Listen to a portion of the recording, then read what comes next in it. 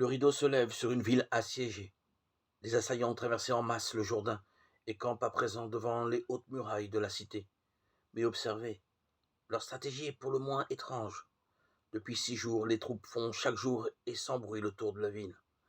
Un groupe de prêtres les accompagne, et seule la sonnerie de leur corps vient rompre le silence. Mais aujourd'hui, le 7e jour, l'armée fait silencieusement le tour de la ville à 7 reprises. Soudain, les prêtres sonnent des corps de toute leur force.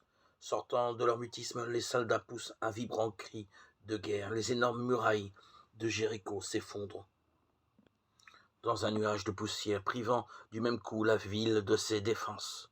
Josué 6, 1, 21. Voilà comment le livre de Josué, le 6e des Écritures hébraïques, décrit la chute de Jéricho, survenue il y a près de 3500 ans. Mais s'est-elle réellement produite? Bien des partisans de la haute critique répondraient sans hésiter par la négative. Ils soutiennent en effet que le livre de Josué, comme les 5 livres qui le précèdent dans la Bible, se compose de légendes mises par écrit plusieurs siècles après les événements présumés. De nombreux archéologues feraient une réponse identique. D'après eux, il se peut même que Jéricho n'ait pas existé au moment où les Israélites entrèrent au pays de Canaan.